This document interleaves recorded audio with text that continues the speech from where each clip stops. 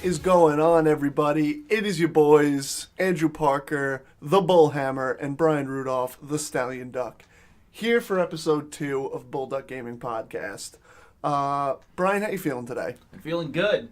We'd like to start off the show, obviously, first and foremost, thank you to everybody who checked out our first episode, our top episodes of 2018. Not our usual format that we're going to be doing on this show, but it was definitely fun to do. A good way to start the show. Yeah, nice list. So yeah. cool. And again, thank you so much to everyone that checked out the first episode. We hope you appreciated it. As always, if this is your first episode, you could find us on Twitter at Bulldog Gaming, twitch.tv/Bulldog Gaming, and, add us on PSN, Bullhammer and Stallion Duck. All right, we're going to start with some housekeeping to start the show off. First and foremost, Movie Mayhem, episode 154 coming out on the Muppets movie. They're still doing a bit of palate cleansing from their action movie month that they did. They needed to clean the palate a little bit. Be sure to tune in next week to Movie Mayhem. Your boys are going to be making an appearance. Going to be talking about a video game movie, a quintessential video game movie, some might say. Just got back from filming that this morning, so we're looking very much forward to hearing that episode when it comes out next week. And as always, if you like sports, if you're into football, be sure to check out the Picked Last podcast. Me, Mike, and Brian of Movie Mayhem get into weekly football antics. We talk all the games. Right now it's crazy with playoff season in the NFL. So you can listen to our episode on the divisional round and listen in on Thursdays. We'll be having our episode on the championship games. Fun banter, fun bits. Yeah, there you go. I like that. Fun banter, fun bits.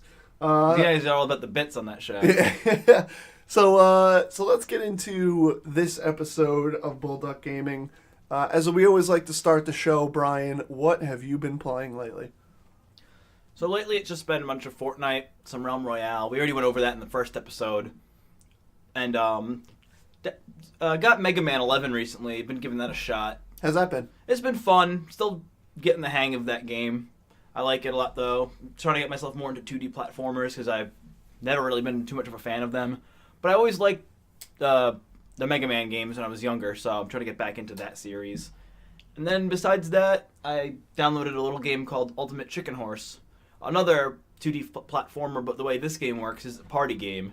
You got to get from point A to point B, and each round, each player gets a piece that they place on the map. And what you want to do is you want to fuck over the other people, but you don't want to fuck over yourself. So you want to basically just want to make a confusing map, but something you can still do and something you hope that they can't do. That's interesting because I know we downloaded that game. It's definitely going to be something we're playing on the Twitch, and I don't know how that game works. So it's really just that, just platforming, and you make more platforms that are going to hurt people, but obviously you're doing the same map, so you want to make sure you're not going to screw yourself over. That's interesting. And like sometimes you'll get a piece like a bomb where you can just like break a piece that was put down. Or sometimes you put down a piece that's like a coin and you can bring that to the end for a bonus. And it usually just goes like a couple, maybe like 10 rounds, and towards that time they're like, okay, we're gonna end soon, but like you want to get to like 6 points or something like that. But if you don't get there in 10 rounds, they start telling you like X amount of rounds left. Okay. It's a fun game though. Yeah, awesome. And you also, I believe, got a little sneak preview, Kingdom Hearts 3. Yes, I went to Florida last week. That's why we didn't have an episode. And while I was there, they had a Kingdom Hearts pop-up shop down in Disney Springs. So I went there. I got to play it. I only played it one time because I didn't want to wait in the 30-person line. And I got lucky the first time and just got to walk in, basically. You get 15 minutes, and you got to do... and none of this is spoilery, obviously, because everything you've seen has been out forever. You got to do the Rock Titan fight from Olympus, and then you got to do what seems like a good chunk of Toy Box, but I'm assuming that there's going to be a lot more Toy Box than what we got. So I started out with Olympus because boss fight right in. I'm going to do that. The game felt exactly like Kingdom Hearts 2, basically. But in like a good way. In a good way. Because, like, that game always had, like, running around always felt fine, jumping felt fine. 1 didn't feel as good. It was, like,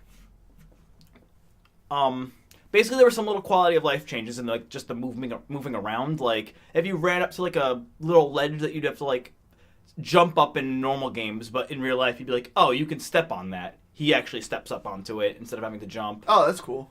The fighting style isn't exactly like 2, because 2 was very, like, just mashed the hell out of X, and he's just swinging the Keyblade around all crazy. Like, it was still definitely faster than 1, where it was just kind of like a 3/combo. It was definitely it was more fluid, but wasn't, like, too crazy. Okay. And then with the magic felt really good, because if you shot like fire 3 times, let's say, you got Faraga, and it was like a huge blast. So, like, if you use a magic combo, you can finish it real big. And so I got to run through Rock Titan's level. There's some weird things. You had to use the big magic mountain train as, like, an attack. It just makes, like, a giant, like, magical version of, like, Big Thunder Mountain appear, and, like, you're just, like, shooting rockets out of the chimney of the train, I guess. That's one thing I'm very excited about in 3, is that they've incorporated a lot more of, like, the rides as far as, like, moves. Yeah, and I thought it was only specific moments, but I think it might not be, because then when I made it onto the toy box level, which I had a couple minutes extra after the Rock Titan fight, so I think I put like 6 or 7 minutes of that. You start out just fighting Heartless on the ground, and at one point, I guess I got a big enough combo, it just said teacups, or something like that. It's so sick. And the teacups just came out. So, like, in a certain combo, it feels like those moves happen? Well, if you remember, so there was no menu. I couldn't look at any kind of pause menu, but I'm assuming, like, remember the limits? Like, you can make, like, Donald do, like, Phantasmic or whatever, like, you shoot fireworks out. Yep. I feel like those might be equipable abilities like that. Okay. Which I'd probably turn them off, because I'd rather, like, the Keyblade abilities and things like that. But I'm assuming it's going to work that way. But maybe not for some things, because the train one, I think, was just part of that boss fight. It seemed very scripted. So maybe for, like, the demos. You probably remember the train thing. That was the first image they showed of that game. Yeah. When they first showed the video. Yeah, I remember that. And that shop was also really cool, because they had just gigantic posters of, like, promoting the worlds they've shown off for the game. Yeah. And then they also had full-scale, very detailed Keyblades of the classic one, the Toy Story one, Mickey's Keyblade. I think it's Mickey's. It has, like, a bunch of stars on it. And then I can't remember if the Monsters, Inc. one was there. Honestly, I just jumped on the line. Honestly, it kind of annoyed me, like, how many Keyblades they, like, showed this week. It was on, like, a website. Ooh, someone showed Keyblades? Yeah, there was, like, a website. I think it was, like, there was, like, a bunch of Keyblades. It's like, here's a bunch of them in Kingdom Hearts 3. I'm like, I don't want to see this. Was it the ones that are already out, though? I don't know, but, like, I've been trying to stay low-key on that. I don't want to know all that. Like, I want to experience that. And when I went online, they were just, like, it was like, here's Toy Story, here's this, here's all these worlds, and I was like... Well, I know that they've shown off in the trailers Monsters, Inc., Toy Story, and I believe Monsters, Inc.? There was more Keyblades I saw. There was Star Seeker, which is Mickey's, I think that's what it's called, and then there were Classic one. But, yeah, I don't want to see too many. What I'm not sure, because obviously no one's played the full version of the game, except for that one asshole who leaked it. He still didn't even play the full version. It kind of feels, at least the way the demos are showing, your Keyblade might just transform per world.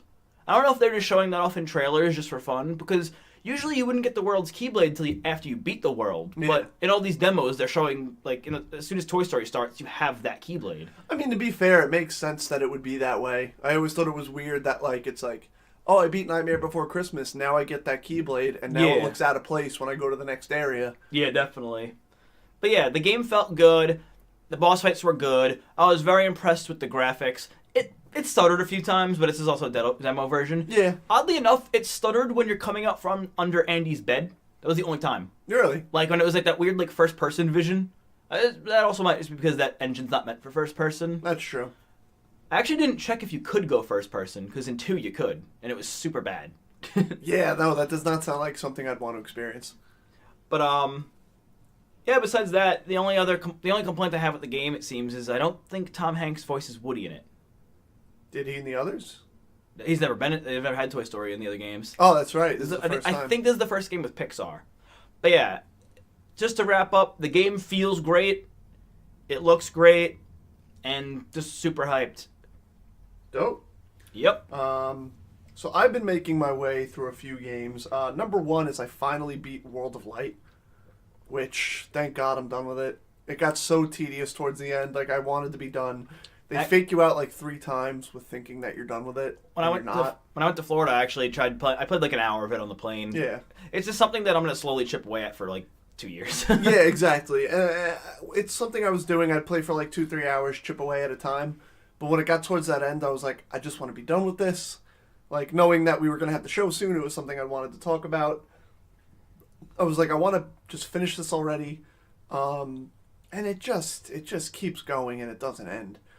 I don't want to spoil too much, but basically you get to the end and it's like this balance of good and evil, and you're trying to like do different sides of the board to keep it balanced until you get to the end. You get to the end and you just there's like cutscenes that are interesting. You do like a gauntlet of bosses, which is interesting. I think to 100% it, you have to do all that gauntlet without dying, which I made it maybe like until like this last boss, maybe second to last boss, when you fight Dracula, and I could not beat him without dying at that far in. That's 100% like the challenges of the game, not World of Light. Yeah, the challenges of the game. That's like those little breakable glass challenges. Hey man, you got a couple of hammers, just use it on that one. You can't. Some they don't let you use it on. Ooh, because they know. Ooh, it's fucked up. Yeah. But I'm glad to be done with it. It was something I just wanted to put behind me. I'm now making my way through all the classic modes, which is fun. I'm doing those at, unless I really know the character, I'll do them at maybe like 3 difficulty. I just want to experience them all. Like we talked about when we were live streaming Smash, that bonus round just, so bad. It's good like 5 times, and then it's just kind of like, okay, let's move on. Yeah, like you just know what you're doing every time, and it becomes mindless. It's exactly the same each time. Yeah. But what seems to suck about it is I think that you actually need to do good in it to get yourself to 10. Like, I think if you just run through it like I like to, you're not going to move up as much after it. Yeah, you need to get like a certain amount of coins from it. Which, lame. Yeah. The only person, you know that like top center of the wall where there's all those little cubes and like you can't really get in there? The only person I figured out how to get up there with is Pikachu, because you do like the down smash, like the down special, and he calls like the lightning bolt, and it hits those explosive blocks and clears that whole area. Besides him, I can't figure out anyone getting in there. This sucks. No idea how it works. So World of Light is cleared off my list finally. It was a lot of fun, but very tedious. So you can sell the game now. You're done. Yeah, I'm done. I'm never going to play Smash again. That was it. That's why I bought it, for World of Light mode. It's, I don't know. I'm glad to be done with it. I'm glad to move on. It was fun for what it was. A lot of work to get to a cool ending that a lot of people will never see. Yeah, I know what the ending is. I'm not going to say it. Yeah, I don't want to spoil that. Yeah, I want you to find that out for yourself. Nobody buys Smash for the single player. We all just want to play with our friends on the couch. And I'll be honest, I think I prefer something like Subspace Emissary or the Melee Adventure mode to this. Adventure mode was fun because it was kind of like classic mode, but you retained the damage. Yes. And then Subspace was fun because, yeah, the platforming isn't great in Smash, but like it was fun to do it. Subspace mode reminded me of something like an Injustice or a Mortal Kombat story, where it's a lot of cinematics with key fights in between, and it was just an enjoyable little package. There was the level where you're in the Samus level and you just keep climbing up, right? In Subspace? The base is like self-destructing and you have to get to the top. I believe so. I liked seeing how fast I could do that one. It was just fun to see, like, how fast can I get from bottom to top. Yeah, and I just remember all those cutscenes. Those were what we wanted. Yeah, where it's like mashups of characters, them interacting with each other. It was a fun story, and it was basically Infinity War before Infinity War's movie came out. Another game I've been playing is I'm finally going back and playing Celeste. One of my kind of New Year's resolutions to myself and to doing this show is that I want to play a lot more single-player, like, indie content, especially on my Switch. I know we tend to play a lot of online on PS4 and all these online live service games. On Switch, I want to delve into more, like, narrative single-player games. When there's graphics at play, I won't get Switch, especially because I just bought a 4K TV. Yes. And I'm excited to actually finally play. I haven't played yet. And you're going to play 30 FPS Destiny on it. But, yeah, like, other games, like, I could have probably bought Ultimate Chicken Horse on that. I kind of regret not, but that's whatever. Switch has so many great indie games. Yes. Yeah, there's so many. I mean, I played The Messenger late last year, and I very much enjoyed that. But Celeste has been a very great experience for me, in that it's a game I normally would hate. It's a very difficult platforming game. Very similar to, if you've ever played like Towerfall, I would describe the graphics as that. No, I'm sorry, the controls to that, in which there's no combat. It's like there's a jump button. Left trigger is to like hold onto the wall And then there's an air or like dash. climb up, and then there's an air dash. And it's basically what you get. The air dash, to re-get, you either have to collect the power up that gives you another air dash midair, which is used in puzzles, or you have to like get on the ground or a flat surface where you stand. Like if you're holding on the wall and you've air dashed, you're not getting your air dash back. Are you using any assistive settings? Like I know there's ones that can like I think slow it down. No, I'm not using any of those. Cool. And it's something that you'll hear us say a lot on the show, in that a lot of games we tend to play, the reward of these shows is kind of like self-improvement, where we'll play Rocket League, and the goal is like, the reward for us is getting better at the game and getting higher in ranked, or like Overwatch where you get higher in rank. Yeah, it's like we don't want to play these games and beat them. We want a good game. Like in Rocket League, we like to have like a good opponent. We don't want to smash on noobs. And like for me playing Celeste, like there's puzzles where I'll attempt and I'm just like, how the fuck do they expect me to do this? And then I keep trying, and you get a little better at it, and you get a little better. And I'm not really like raging as much as I am like determined, like, dude, I could do this. That sounds like the way I felt back in the day playing like early Zelda games and not using a walkthrough. Yeah. And then when like you're sitting there like, what the fuck is this puzzle? And you finally get it, and it's rewarding. Yeah, I mean, granted, I am playing this game on kind of like a tourist, like Disney World run through, where like I'm not trying to get all the like Strawberries bonus or capes. strawberries, similar to like Mario with the moons. Like I could sit here for hours and collect all these side strawberries and do all the side stuff. Fuck that. But I'm just kind of making my way through the narrative. I want to experience the game. Obviously, it was up for Game of the Year, so like I wanted to see the hype of this game. Mm-hmm. I think I'm almost done. I'm on chapter 6, and I think there's 7 or 8, so I'm getting there. I very much enjoyed the narrative so far. It's kind of a statement on like mental health and improving yourself, and how like you're the person in charge of your life, and you know what I mean. It's a very cool story. The soundtrack is beautiful. I liked at the Game Awards when they were doing their soundtrack for that like medley. Yeah, it sounded really cool. But what I've never wrapped my head around, just mainly because I don't play these games. Yeah, is a 2D platformer with an ongoing narrative. Like in Mega Man, usually it just Wily got the robots to be evil or something like that, and then there's no more story until you win. But there's an ongoing narrative in Celeste, right? Like after levels, there'll be like little cutscene type things. Yes, like basically it's a whole story where like they don't really go into much. It's just that like you're trying to climb this mountain, and like as you're going through the mountain, like a lot of different weird stuff is happening. Like for instance, you get to this one hotel, and everyone always talks about the hotel. I feel like, dude, it's cool because that's like a big part of the game. Is like when you get to this hotel. I mean, this is not really spoilers, but if you plan on playing the game and like want to go into it fresh, maybe skip ahead. I'm not going to take show notes because it's not like a major like spoilers here. Hit the 30-second skip button. Yeah. But mainly like you get to this hotel and you're trying to get through, and the owner is like literally like a ghost. Like he literally appears, and you're like, "Are you a ghost?" He's like, "No, what are you talking about? Like this is my hotel." And he's like, "Are you looking for a room?" And you're like, "Nah, I'm just trying to get through, like to go to the peak of the mountain." Is there a way through? And he's like, no, there's no back door. It's for employees only. He's like, but there is a great presidential suite. And you're like, all right, maybe if I can get up there, I could like climb down from like the top and get out of here. Like, you know what I mean? Get past. So you go through this whole narrative. You're helping him get there. You're cleaning the hotel. Now, when you say you're helping him get there, are there not like whenever I've seen this game, it's always just like air dashing through these crazy puzzles. Are there points where you are just kind of doing a simple task like that? No, it's a simple task told through all these puzzles. Like he's like, all right, follow me this way, and he like pans off screen, and then the next screen is just wacky. It's a puzzle, and you got to make your way through it and get to him. And he kind of has this two-faced thing going on where he'll be like you're helping him clean the place, and then he's like, all right, thanks so much, this way, and then he's kind of freaking out like, oh my god, you're losing her. She had to help you clean. You're such an idiot. Like, what are you doing? And like you go through, you help him do all this shit, and you somebody that like you kind of meet along the whole game is kind of telling you like, I don't like the situation. We got to get out of here. Like, let's just dip. and he starts like climbing through the vents trying to get out, and you're like, no. Are you going with someone up the mountain? No, but you keep running into him.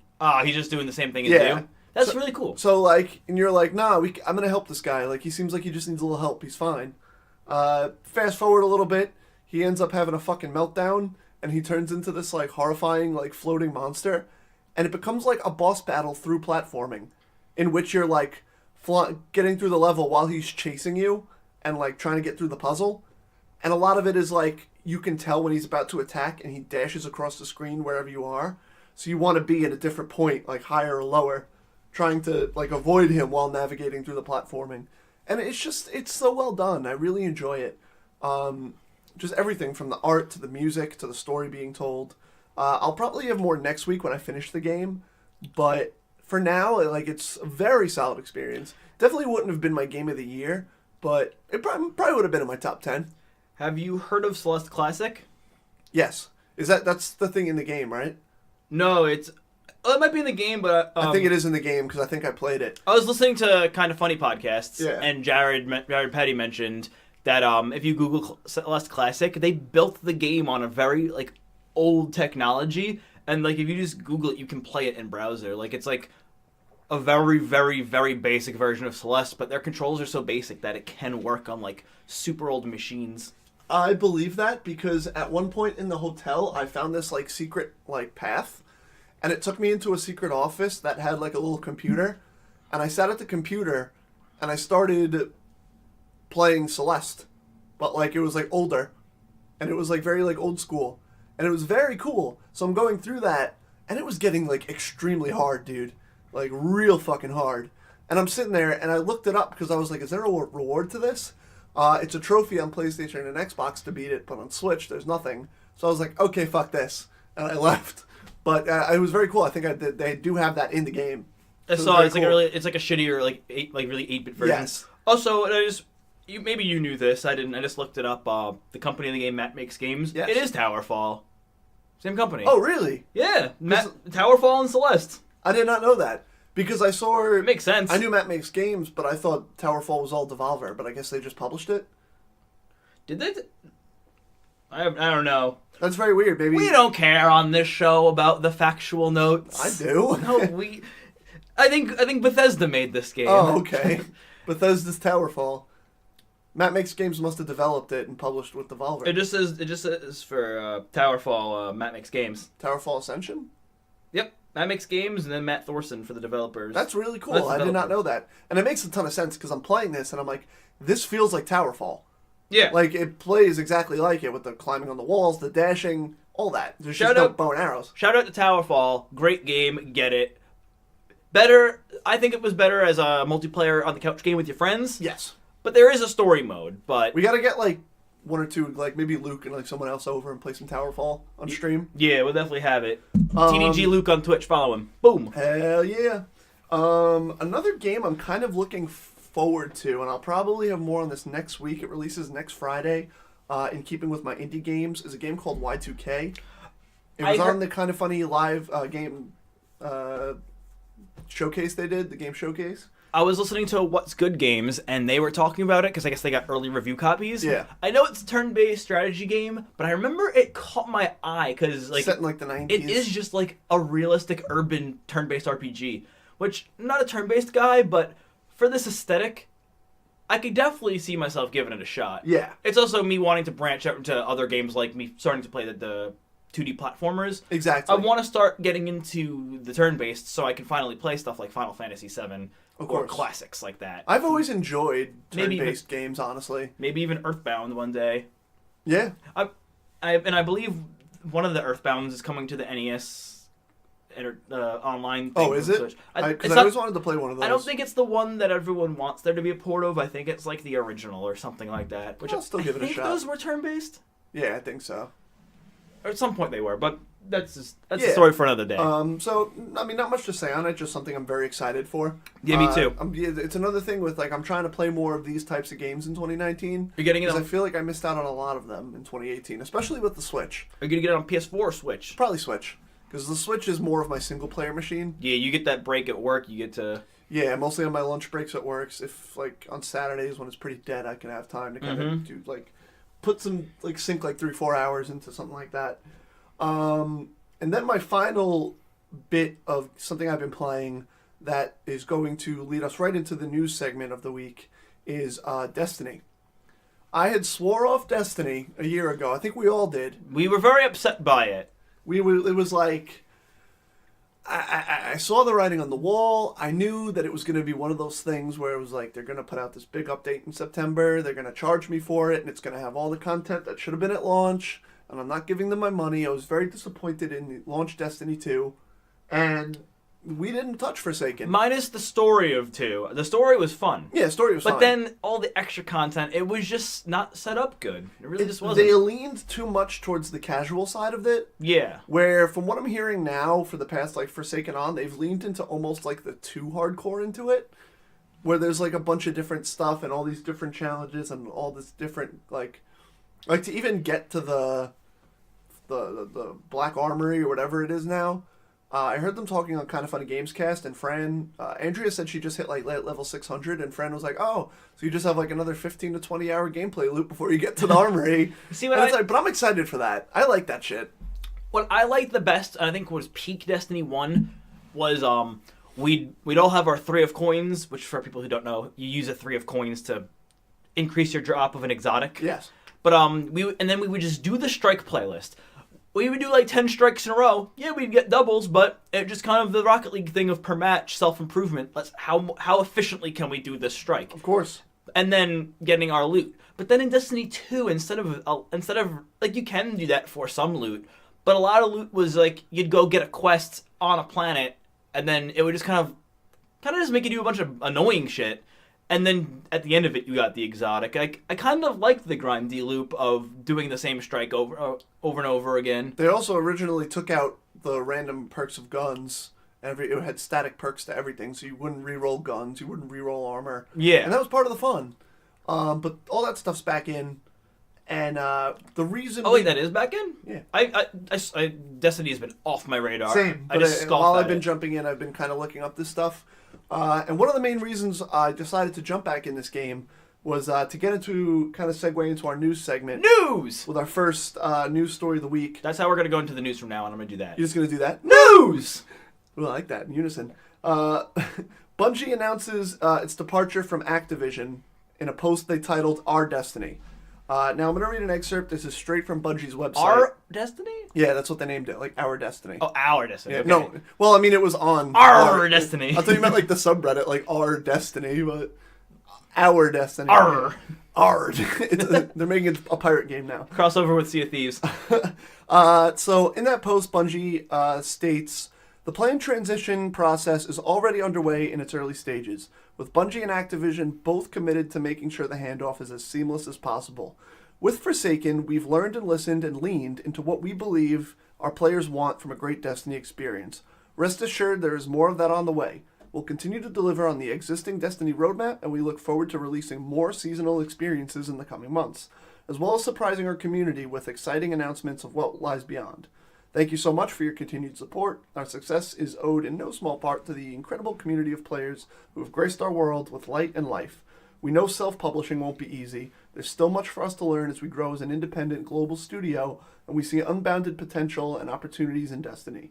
We know that new adventures await us all in the new worlds filled with mystery, adventure, and hope. We hope you'll join us on there. We are Guardians. We are Guardians. I'll never forget that. Look that up on YouTube. It's cringy. Is it on YouTube? It was a cringy, Oh, I'm sure it's on YouTube. Probably. I remember when they were doing some Guardian Con, Destiny Con thing, and they just had everybody in the room start chanting, "We are Guardians." They basically got a room of people to chant stuff that no one wanted to chant. It was so cringe. People just pitied them and did it. But I think this is a big move. I think originally it was 2010, Bungie signed a 10-year deal with Activision. So maybe they're just getting out of that a year early to start planning for what... Jesus, it really has been 10 years since they worked on that. It's crazy. They were working on this game since... They were working on Destiny 1 since Halo 3, I guess. So I believe they will be sticking with Destiny as their product. I believe this means we'll probably see some drastic changes. I don't blame everything that's happened on this game on Activision, but I believe Activision's input probably didn't help I think things like Eververse and the shader debacle might be maybe Activision throwing their hat and being like, we can make money on this shit. Of course, which I do think there is something to it, with microtransactions and keeping servers alive and keeping your game running and stable. I believe Activision might have had more of a part in the confusing, like, DLC season pass scheme that Destiny has always had, where it's like you buy the base game, and then there's like 2 mini expansions, and then a big expansion, and then like a second season pass, and more little expansions, and it's like, I don't know what I get with my money. What it always seemed like to me was the Destiny content, the next expansion would affect the last expansion, because they've never been, it seems like they're never sure on their expansions, and they'll put out one, and it does something stupid, and then the next one has to correct the old one, which affects its current state, and then they inevitably put out 2 or 3 small expansions, and then they have to fix it. And before you know it, we end up with like 4 different currencies in the game. I just think it needs to be like, we had Destiny 1, we had two like forgettable DLCs, and then we had Taken King. Don't do the tiny ones. Just go in there, know what's gonna be good, and, well, I guess you can't know, but like, take feedback and then use that in the big boy. We don't want these little, like, it's not even like we got a campaign in, like, the smaller DLCs. They're really just, like, a mission or 2 and then a bunch of items added to the game. Yeah. You gotta... And then, like, Forsaken is the big story. Keep everything for the Forsaken type DLC and just hit hard when you do. My thing is that the way I see it, it's either or, where it's like, have Eververse and let me pay for my cosmetics and cool sparrows and cool, like, ships and this and that, and use that as your model to make money, and then kind of either give us content for free and stop locking people out of content, because I feel like that's something you don't see much in games anymore. A lot of games, like, this may be controversial, I'd rather have Eververse in the game and not pay for season passes and Forsakens and well, here's the thing. All that. Destiny 2 has 3 types of money-making models. They have the microtransaction of silver, which is used for the Eververse. They have big boys like Forsaken, where that's a whole new chunk of the game. And then they have the annual pass, which is...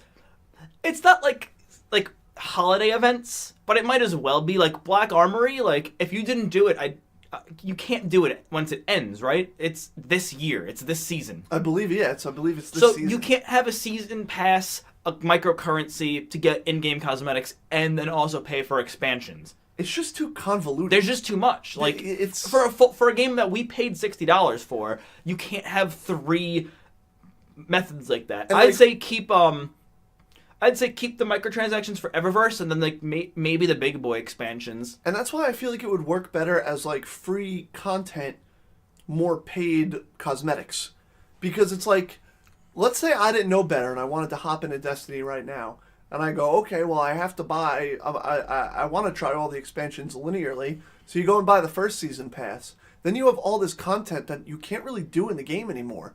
You know what I mean? Like, you don't know better. Didn't they lock out Warmind and the other and Osiris if you have Forsaken? Like, can't you not do them anymore? I think so. Yes, because if you do, when I went to Forsaken, and they give you that level 30 boost to upgrade your character so you're ready for Forsaken, it tells you, like, this is going to lock you out of Warmind and all these, and you're not going to be able to play them if you level your character up.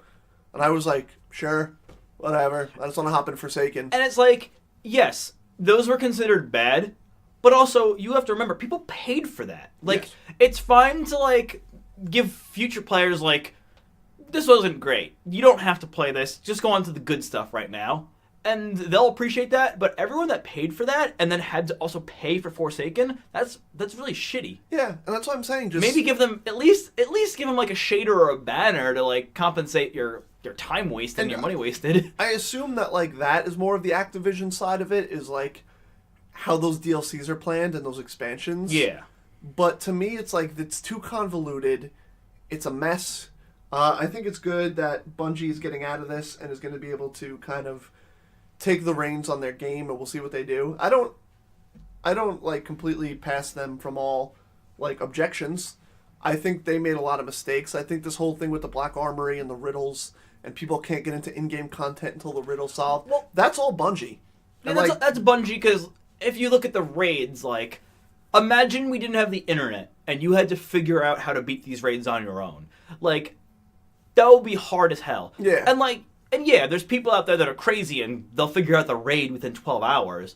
But this is just a different piece of that, and this particular one, they made it a little too convoluted. And I'm excited to see. I mean, I personally don't know what this Black Armory puzzle looks like because I haven't played Destiny in so long. And I want to know why the people just couldn't figure it out. Even with, like, the fact that the game's on PC, people can't just data mine and figure out how to do it. Yeah. I think that's cool. And sure, it stinks to have the content locked out, but maybe strive to have these really difficult puzzles, and when you announce them, be like, this is when the puzzle's going to be out. This is the release date of it if no one figures it out. Because then it makes it, like, fun, like, oh, if we beat this, we'll get early access. Mm-hmm. So it's like a race to cause early access to happen. Exactly. When the content launches and you can't access it because of the puzzle, that's when it stinks. But if the incentive is get it early by beating the puzzle, that becomes an awesome thing. I had the same exact thoughts on that. It should have been like, it will release on this day if nobody figures it out. Otherwise, if it's figured out, you get in. And to make it even cooler, I would even say, to make it cool, have the puzzle start date be, say, maybe the 1st, and then make the release date itself the next month, so that you really, like, wow, we could get this a whole month early. Yeah. If the community can figure it out. Yes, and that's super cool. Like, it gives you incentive, but you also know. Because this one was really just like, midway through the week, I think they realized that this was too hard, so next week on the reset, it's going to come out. Yeah. So it was like, oh, we have to wait 4 more days. That's not fun. But if it's like, this is hard, go for it. If you get it, you get it early.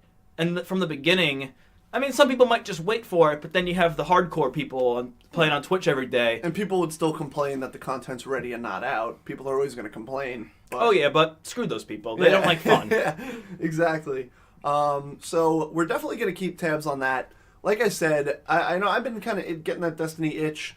I think them leaving Activision I wanted to kind of support, and while this money might still go to Activision, I still want to jump back in the game now that I think I'm going to be on board for 3, as long as they really wow me. See, I game share with Andrew, and I've wanted to play Destiny again too, so now that he got it, I got it. Yeah, so that's and I will always say, Destiny is one of the best shooters mechanically. Oh, the gameplay is unreal. Just, like, you shoot the enemy, it doesn't... The accuracy isn't stupid like Season 1 Fortnite where your gun would literally shoot left. When you hit an enemy, it like actually makes that subtle noise that like you got the shot in. Yeah. But it's like they picked the perfect noise and the rumble is perfect and it just feels so satisfying. They have one of the most satisfying headshots I've ever felt too. Oh yeah. Where you just especially the Cabal, you just pop those Cabal heads. It's just like just something about it. They like made like the best shooter mechanically. Yeah. It's just great. And also, like, you gotta think about this. Destiny has made itself an IP.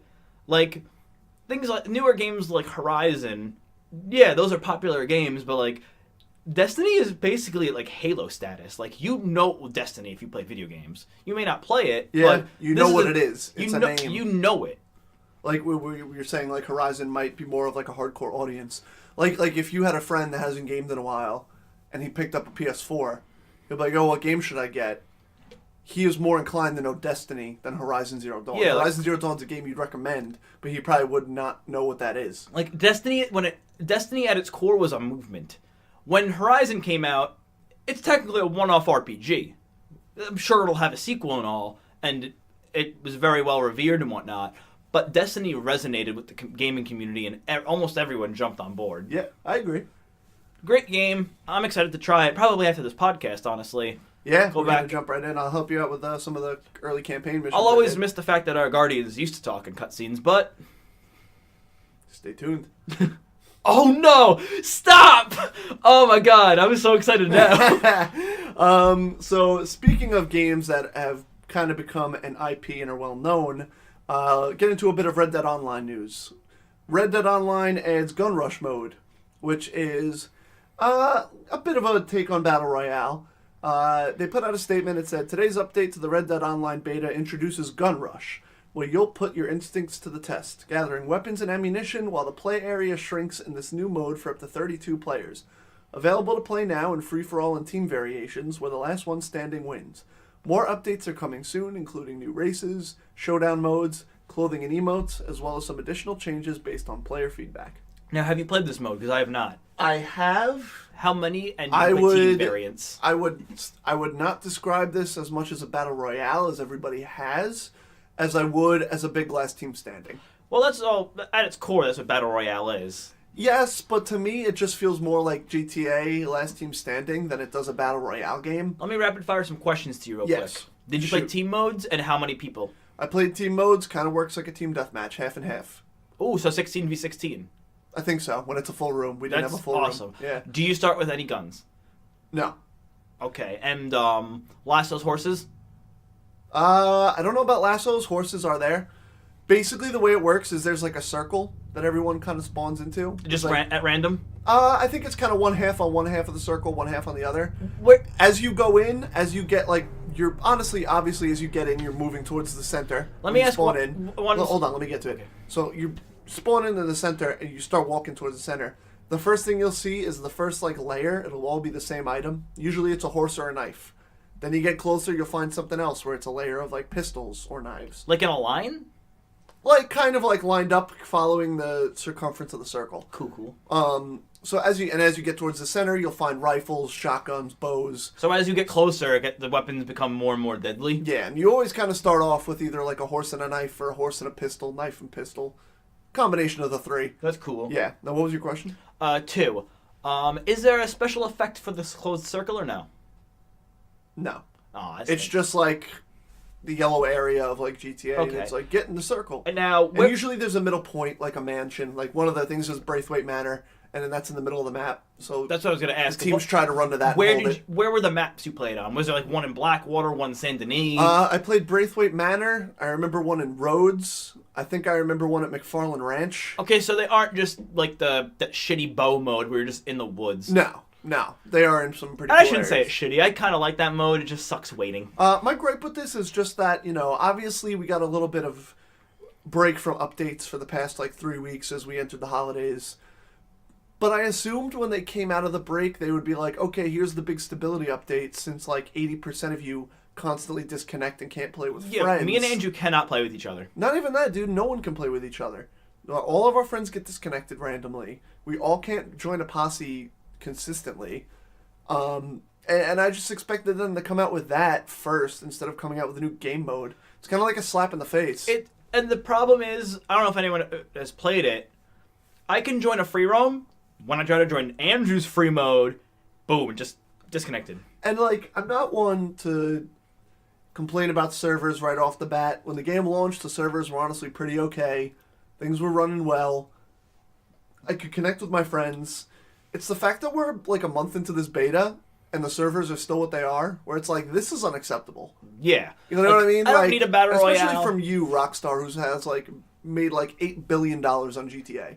You should have the server capacity to make this work. I would love to see the numbers on that game, actually. I'm going to look it up. What, on GTA? Yeah. It's insane. But, like, I feel like they have I get that money's used to hire, like, and pay people and keep the upkeep. But there's enough. You're well off enough that your server should be stable enough a month into your beta to let me connect to my friends. That's kind of unexcusable. Oh my God. What? Since between the copies and I think the microtransactions, 6 billion. Yeah, it's like 6 billion. That is ridiculous. Okay, like I was off by 2, but like that's still an insane amount of money. That's basically if everyone who went to theaters to see Infinity War went 7 times. Yeah.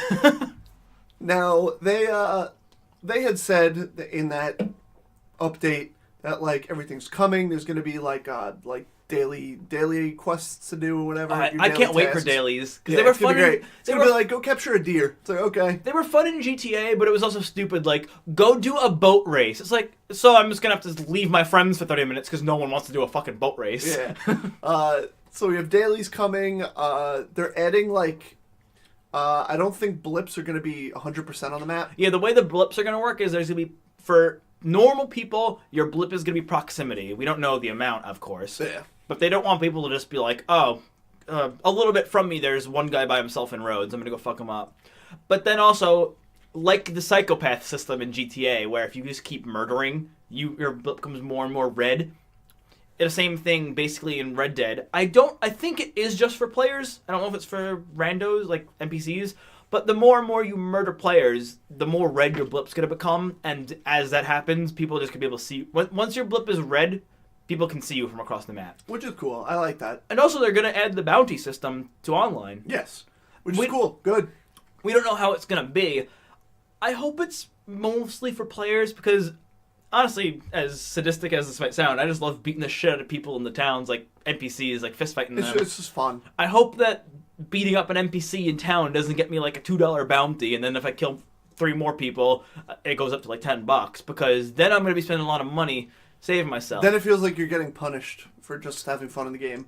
If it's players, that's one thing. Yeah, I think it should just be players. The one thing that confused me, though, was, so basically, if you kill a player, you're going to get a bounty. You have to go, if you don't want the lawmen to come after you at a certain point, you're going to have to go pay off your bounty. So it's going to incentivize you to not kill players because you don't want to waste your money.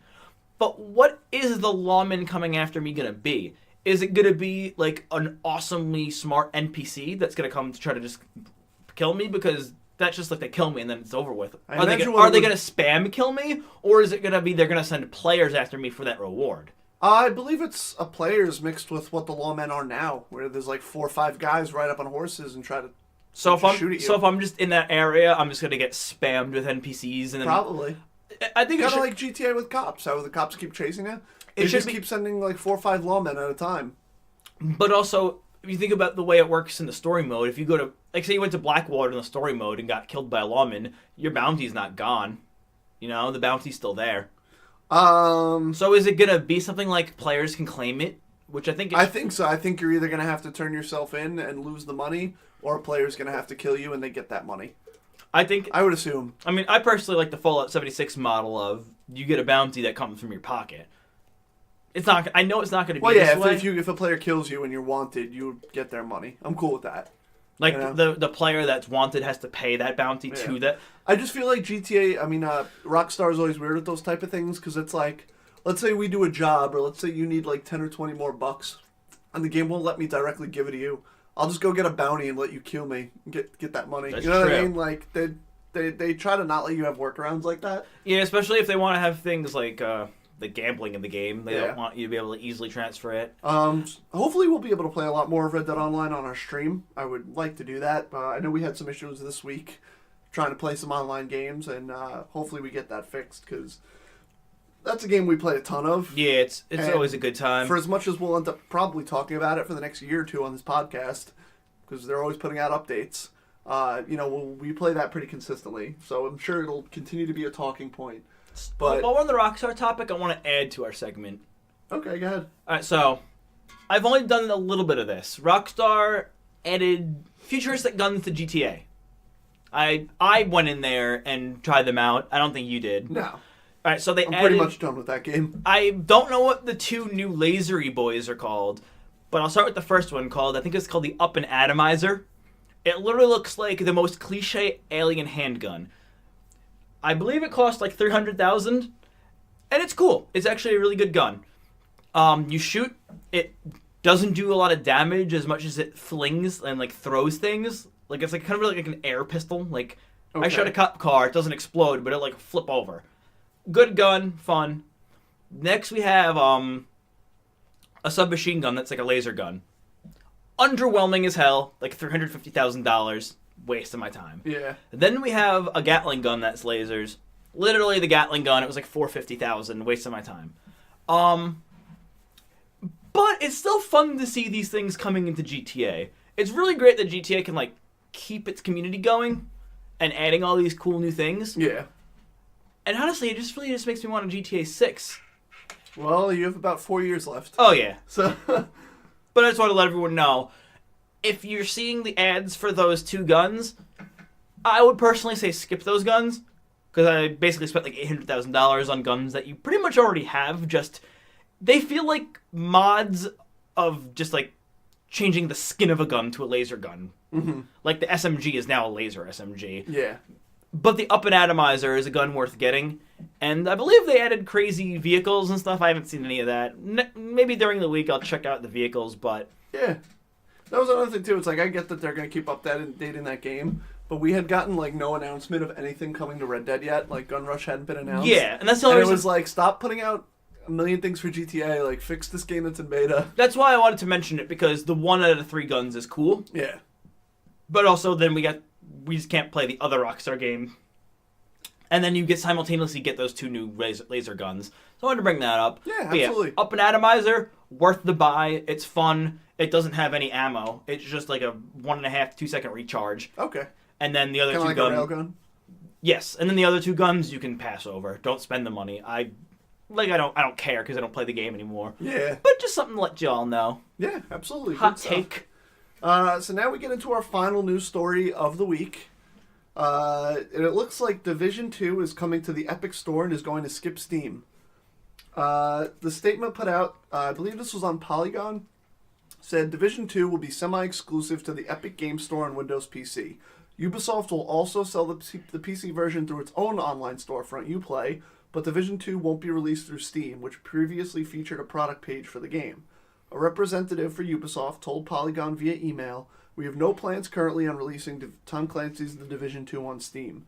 Ubisoft and Epic said they will also partner in additional select titles to be announced during the coming year, most likely E3. Ubisoft also said its plans to fulfill pre-orders for the Division 2 made at other online stores prior to the game's launch on March 15th. So if you've pre-ordered on Steam, you will be allowed to get your game on Steam. Now, that's exactly what I was waiting for you to say. To me, that sounds like they're going to take a hit to make you go on the Epic Store. Because if they already did pre-orders through Steam, they can't just back out of that now, right?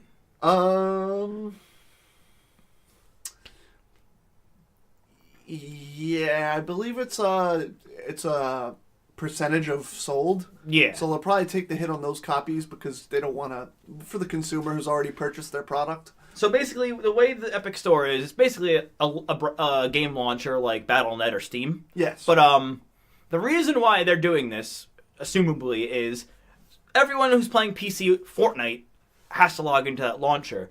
So then they're going to see ads for that game. And then even if they buy that game, if you think about your Steam library, that's a long list. Even if they're not downloaded, it's still a long list. If you have The Division, there's not a bunch of games on there right now. It's going to shine on there as being a big AAA online game. So they want you to do it on that store. I think they're being very smart about it. I also believe that Ubisoft is trying to be on the forefront of this, where Epic Games Store is trying to kind of rival Steam right now. They've already said that launching your game on their store will give you a higher percentage of sales than you would get on Steam. I believe they take 12%. Yeah. Rather than Steam's, is it 25 or 30? Might be 25. I don't want to give wrong information. I thought it was 30, but if you sell X amount of copies, it lowers to 25, and then... I don't have the facts, and I don't want to say anything wrong on this misinformation. Between 25 and 30, they take. It's definitely more. So with Epic Games Store, you're being able to make more money for the product you sell. Also, it seems like a lot of games are making the jump because, like you said, this is a newer product. Your games list isn't as long. Also, there's probably not as many deep titles on the store. They're banking on I the don't think Fortnite I've ever tried to browse Steam. It's a fucking mess. It's too many games. Oh, yeah. Where Division 2, like you said, is going to shine right on the front page, right next to I'll Fortnite. say this, their interface sucks too, honestly. Steam? Yeah, it's a nightmare. Scroll to page 2 and it just works like garbage. Yeah. I think this is going to push Steam to make more games. That's what I was thinking. I hope whoever... Epic is using their massive fortune from Fortnite for honestly good. They strong-armed PlayStation into crossplay, and now they're making a new store to compete with Steam. And honestly, I hope whoever made that decision was just like, guys, I really want Half-Life 3. Let's make a store and fuck them and make them make that game. For my own personal preference, I'll tell you, I don't give a shit about Half-Life 3. Me neither. I want Left 4 Dead 3. Same. That's what I want. Left 4 Dead 3, and I would take a Portal 3. I played like 10 minutes of Portal 1, and I got the game. I never went to 2 because that wasn't. I got That'd the be a fun game to stream. Yeah. Well, I have Orange Box on 360, so we'll talk about There we go. But yeah, no, I think Ubisoft is being smart about this. They're trying to be on the cutting edge there of what's new. And I think them doing that combined with whatever is going to release this year, they'll probably announce titles at E3 that are coming out this year. Maybe Skull and Bones or whatever that game is finally coming out. It's cool to just see these third parties playing nice. Yeah, because of course. Epic is just a third party. Yeah. It's not like they're like this like big conglomerate. I think because I will always think about how weird it was knowing Fortnite as this game that launched and not many people cared about. And then when Battle Royale launched, it became one of the biggest games in this generation of gaming. I remember playing Battle Royale day one. Yeah. It's great. But I just remember like Save the World coming out and nobody caring. And it was this game that, I mean, I'm sure Epic makes a ton of money on Unreal Engine, but at that point, maybe they were considering maybe just sticking to Unreal and sticking to the tech side of things. You know what I mean? Yeah. I don't know. But I think Gears, them seeing how well Fortnite did makes them realize, like, hey, this was something a lot of people could have missed the boat on if things didn't go really well for us. And we never know when the next Fortnite will come up.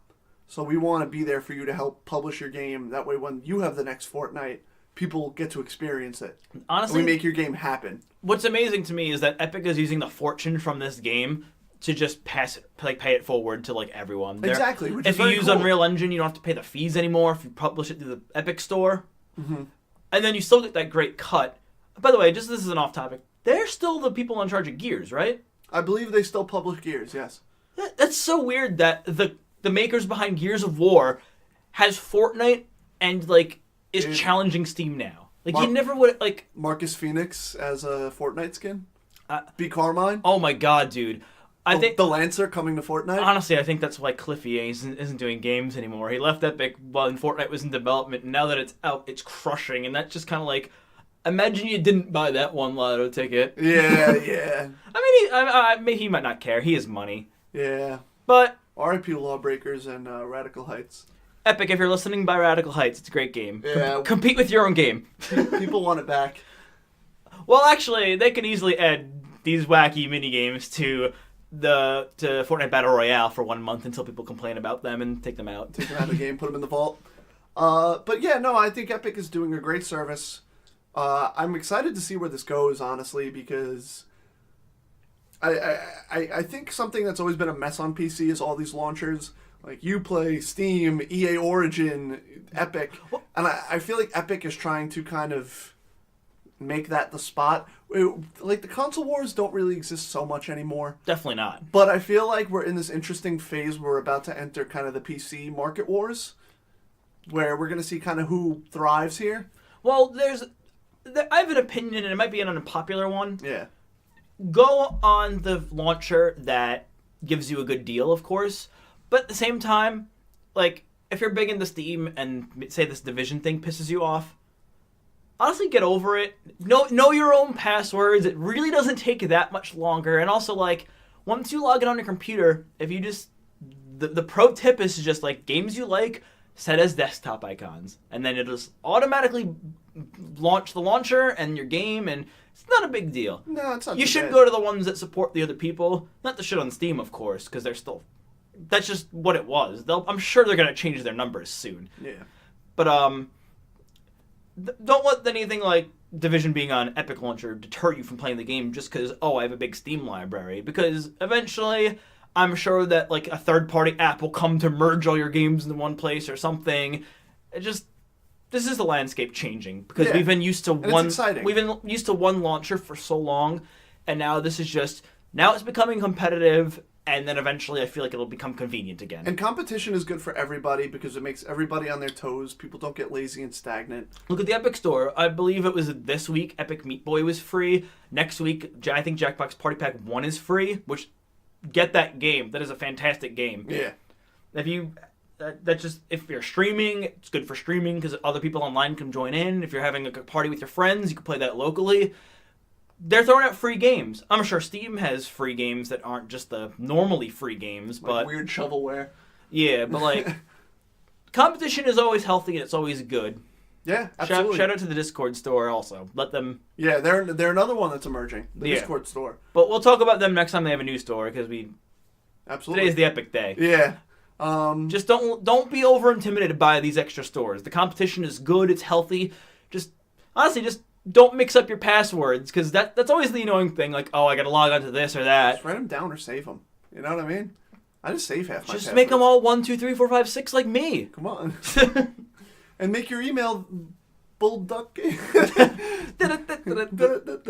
All right, so that's going to do it for this week's episode of the Bullduck Gaming Podcast. Thank you so much for listening.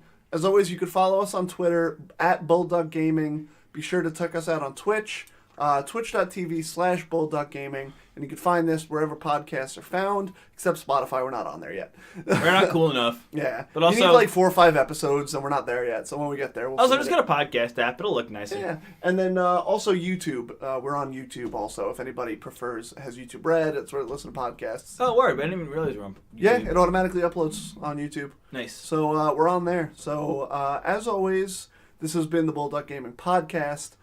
Any feedback, any questions you'd like us to read on air, any tips for games, anything you really feel we should address on the show or about the show, hit us up at Bullduck Gaming, or you can hit us up bullduckgaming@gmail.com. The at Bullduck Gaming is for Twitter. We don't have an Instagram yet. That's going to come. Yeah. Don't take the name. Yeah. Please don't take the name. Probably make that name We now. should probably make that before this airs. All right, everybody. We'll see you next week. I love you.